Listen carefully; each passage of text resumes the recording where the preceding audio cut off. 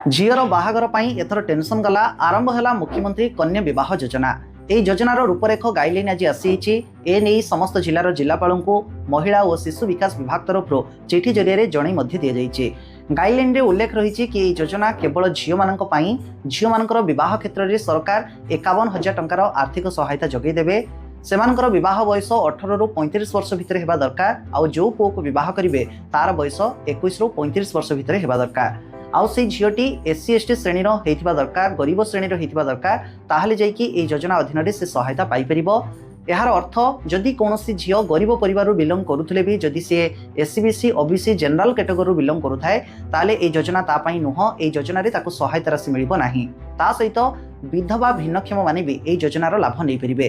प्रत्येक परिवार केवल जणे मात्र ही ए योजनार आर्थिक सहायता पाई परिबो। तार अर्थ गोटे परिवार जदि 2 रु 3 भौणी रहुचंती तांको भितरु जे कोनोसी जणे ही केवल ए योजनार लाभ नहीं परिबो।